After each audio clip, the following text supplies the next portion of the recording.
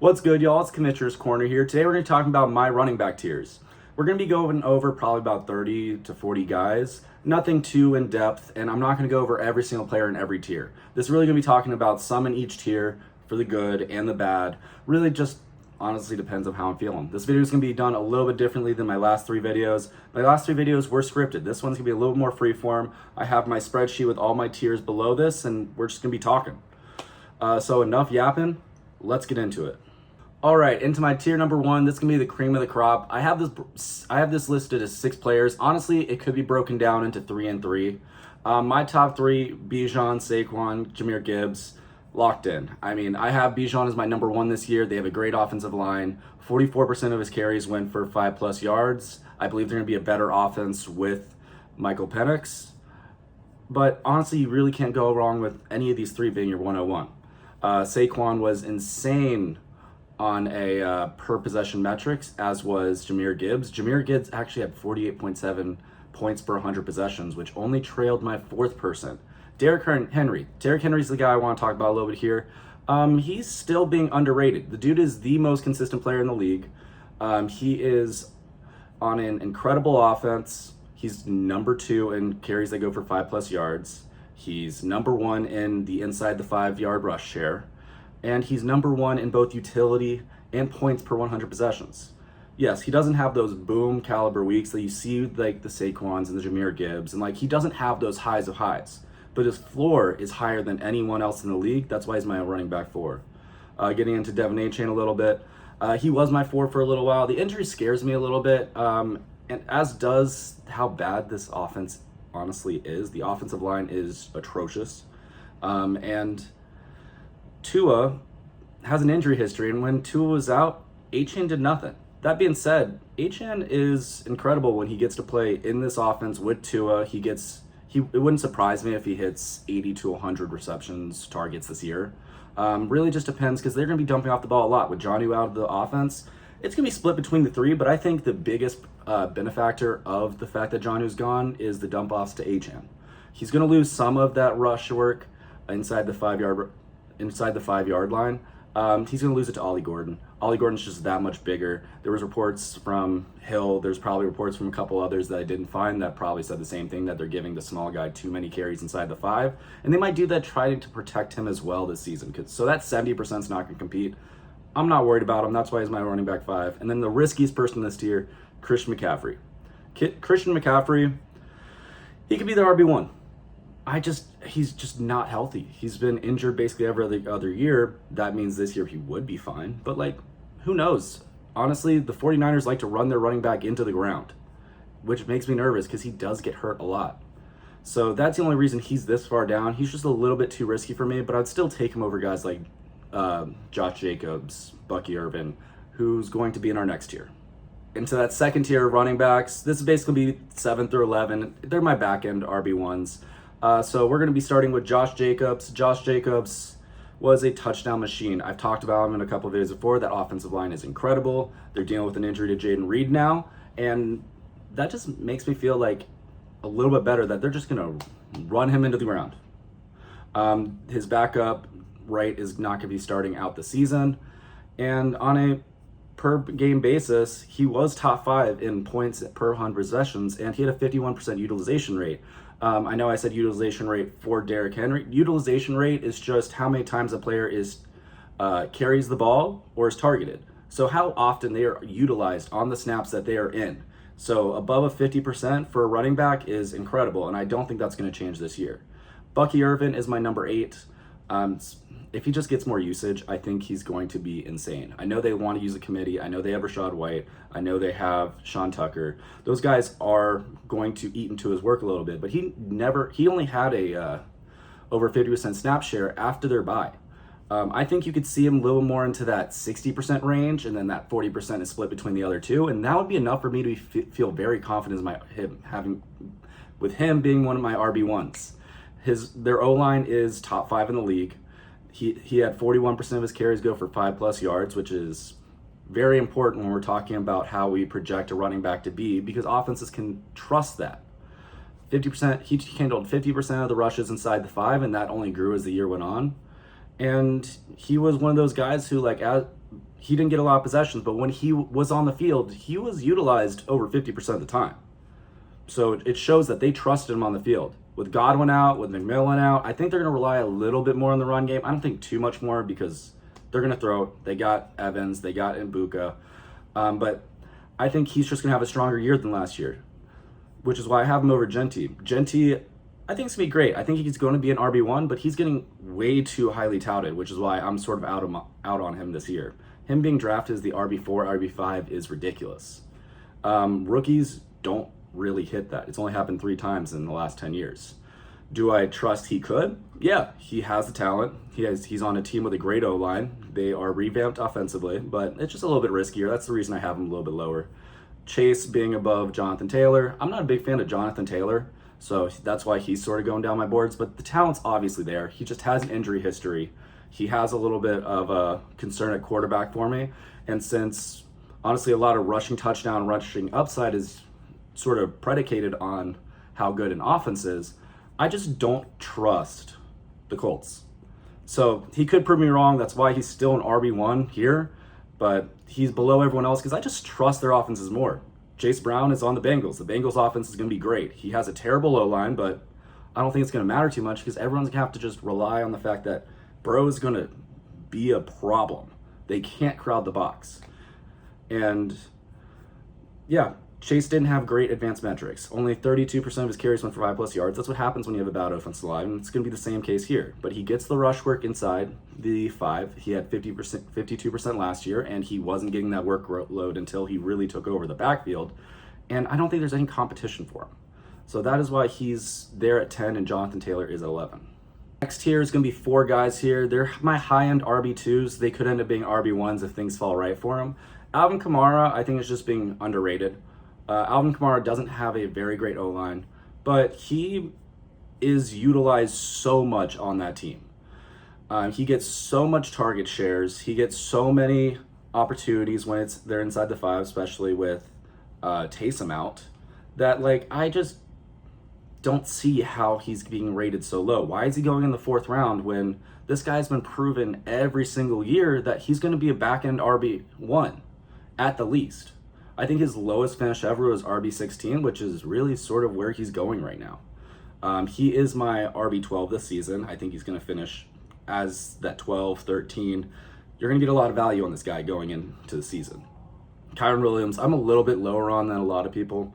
I think there's a chance that I'm wrong here. He gets all the workload inside the 5. They absolutely love him on this offense, and I like the fact that Stafford is looking healthier.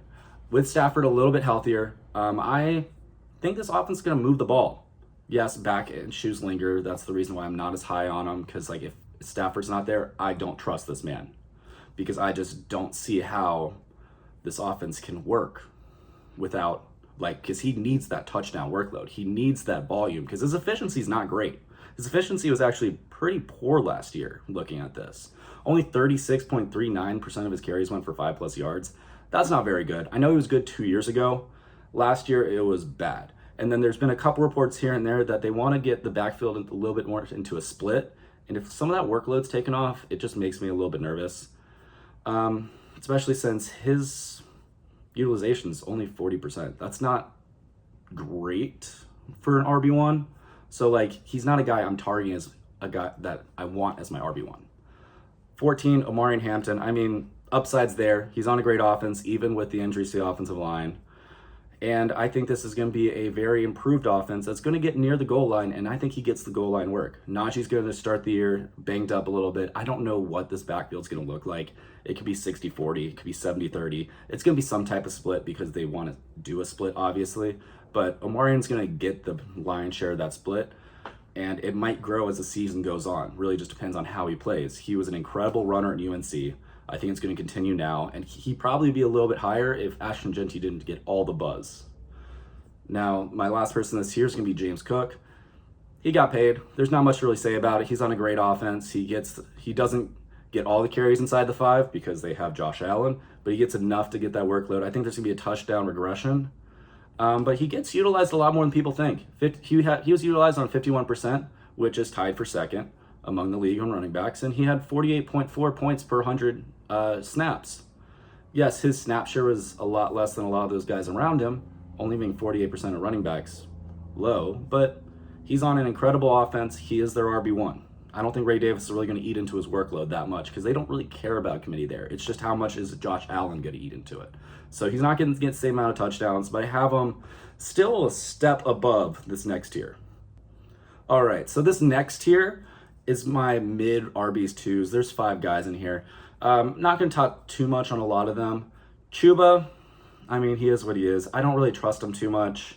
I know he's technically above consensus where I have him.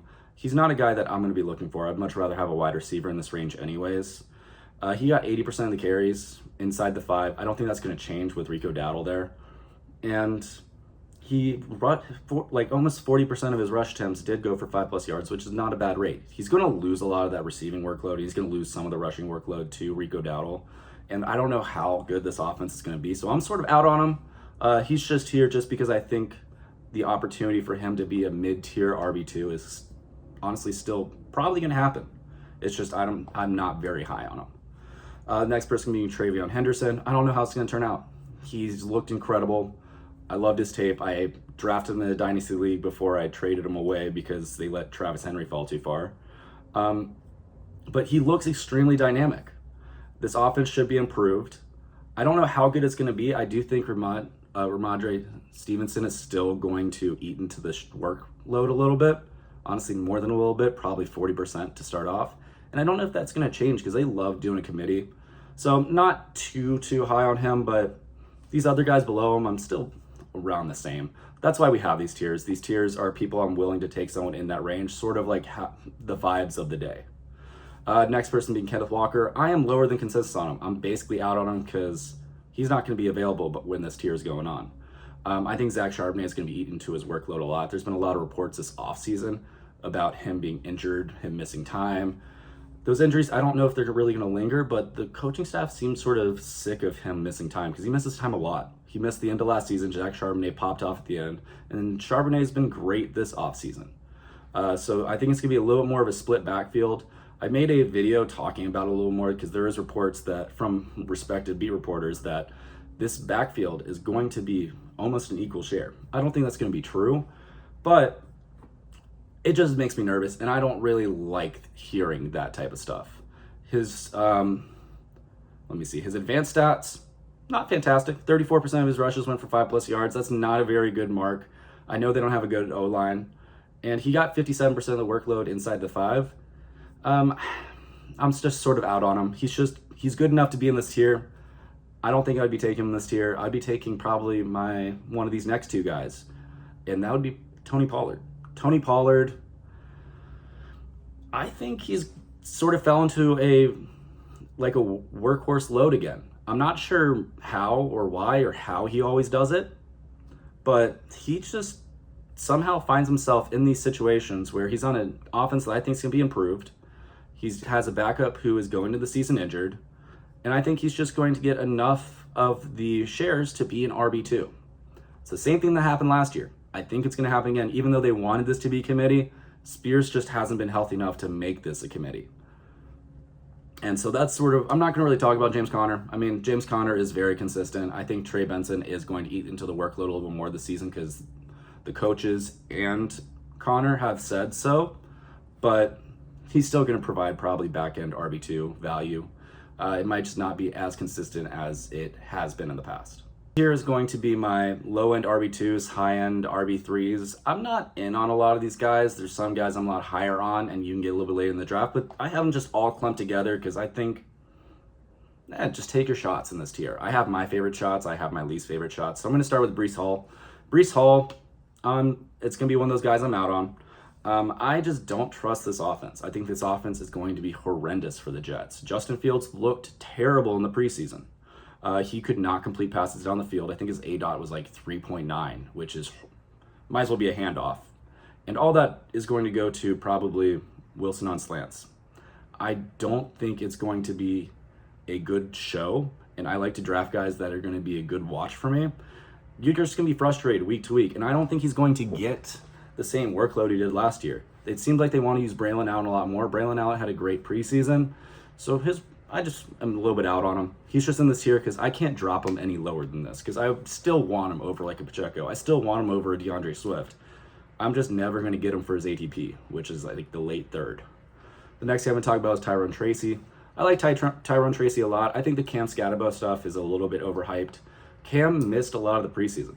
He was not available. I think it's going to take him a while to get ready to go in this offense. And in the meantime, Tyrone Tracy looked solid last year. His metrics aren't great for advanced stats, but he was on a bad team. Bad teams create bad advanced metrics. So I'm not too worried about it. He did just get enough of the volume to be relevant, to be an RB2. I don't think Cam Scatabo is going to really eat into his workload too much. I think they're going to rely a lot more on the run because they really only have 1.5 receivers. Neighbors, Wandale. That's it. That's the only people I trust. So they're going to rely on this run game. So if Cam gets a little bit more workload than we think, maybe 70-30, it is what it is. I'm not happy to have Tyrone Tracy, but the floor is there, and I feel comfortable that it's going to be a running back 2, maybe running back 3 floor every single week. Next guy I'm going to talk about is Aaron Jones.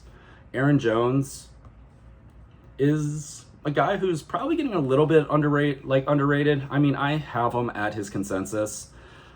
Jordan Mason scares me in this offense. I think it's going to be more of a 50-50 split, maybe 60-40, which hurts because Aaron Jones was honestly very good last year.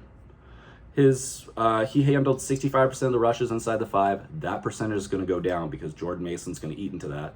He had a decent clip of 5+ yard rushes, and he got the utilization on a good team to produce.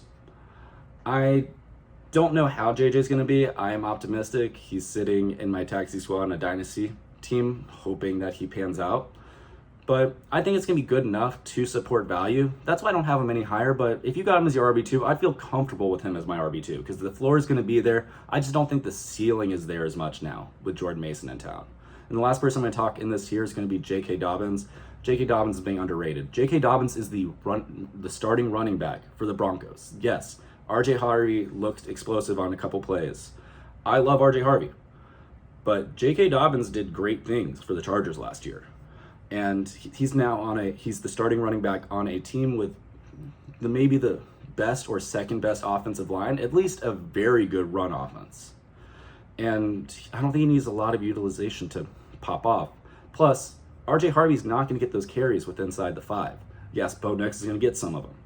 But Dobbins is going to be the other guy that is a big benefactor inside that 5-yard line. He's not having it all vultured away by a Najee Harris. So I think it is a very good value. He's going way too late in drafts. He probably should be going back-to-back with R.J. Harvey. That's where I have them ranked for me. But just keep that in mind as the season goes on. Even as the season starts, I think it's going to be a hot start and people are going to be surprised about Dobbins. Now, I'm going to post all my players in this tier. It's 21-31 in this tier, so give that a second. Not going to talk about anyone else here. If you want a deep dive, I can always do that on a player or two on why I have them so low or so high. Just let me know. We are going to get into our tier 6 here. That's going to be guys who I think could be potential RB2s. It really just depends on how things sort of go this season. We're going to talk about the first 4 in this tier, and then maybe I'm going to talk about one more later. His picture's not on here, but let's just get into it. I'm going to talk about Joe Mixon first. I'm totally out on him this year. Him being on IR, I'm done. I'm good. His advanced metrics sucked last year. Only 28.98% of his rushes went for 5+ yards. That is garbage. That is I think that is the lowest rate among starting running backs, and I'm looking at it right now. It is.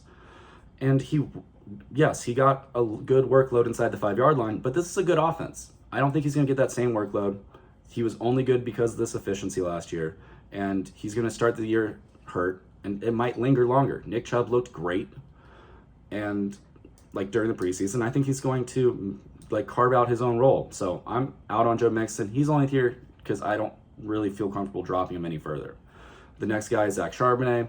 I don't need to get into too much. I already talked about Kenneth Walker. It's a situation where he's probably the best handcuff outside of a Jordan Mason.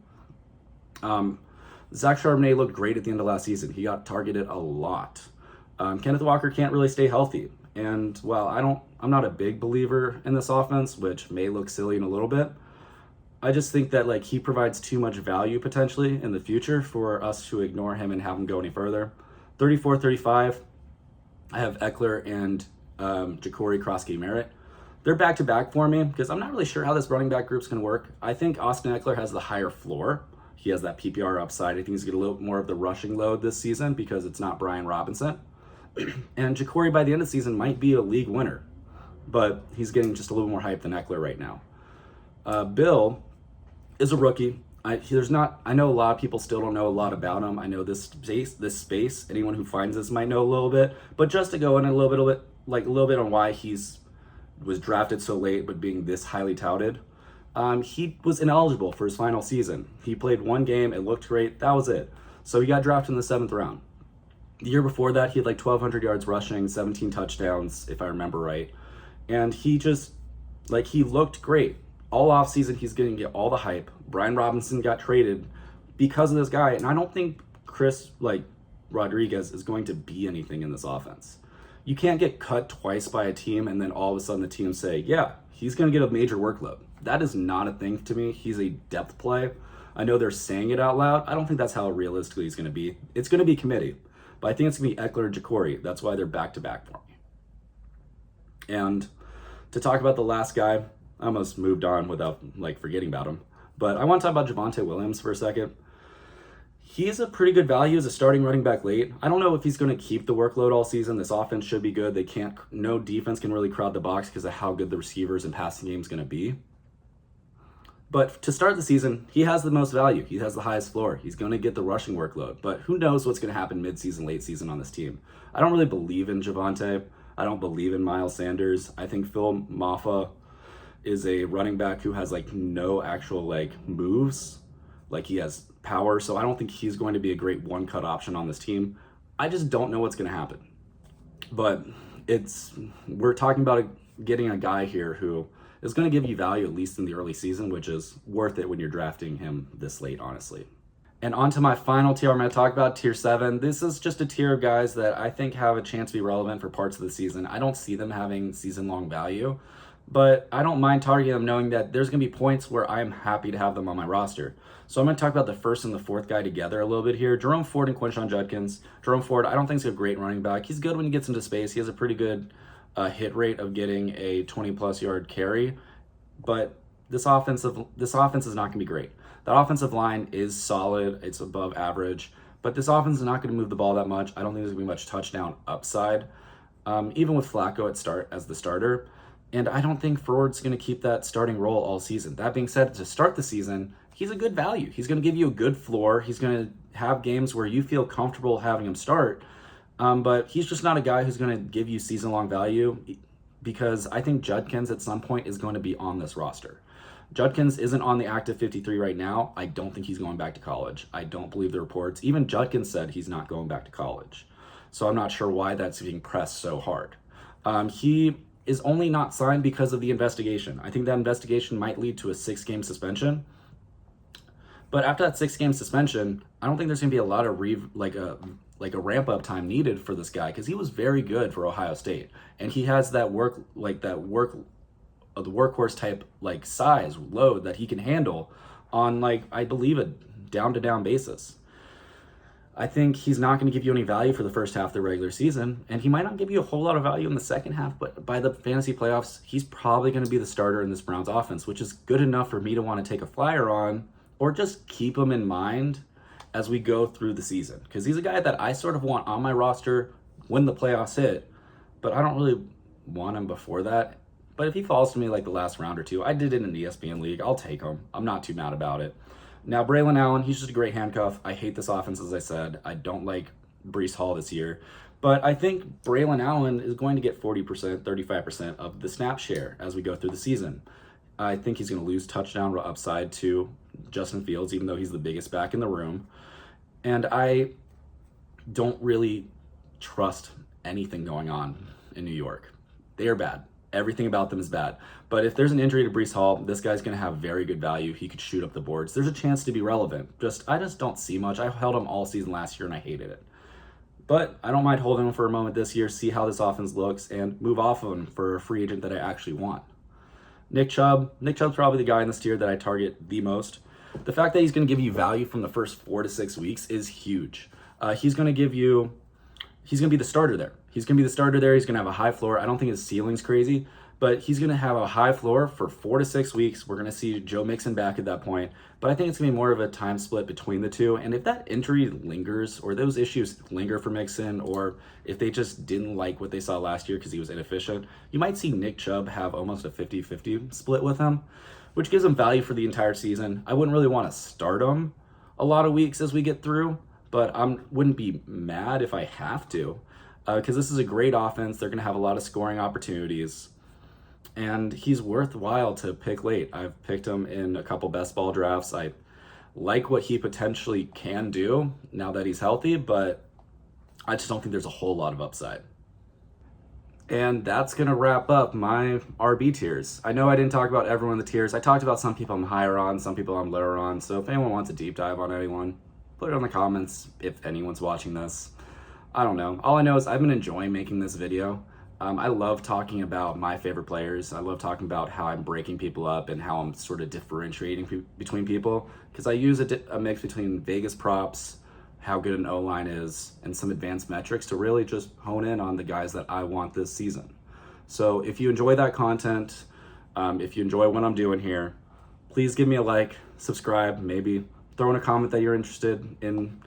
I don't know, you like this video, or you want to see some type of content going forward as we get into the season. I don't know, but either way, I appreciate everyone who watches this. But that's gonna be enough yapping. I hope y'all enjoyed. Hope to catch y'all next time. Peace.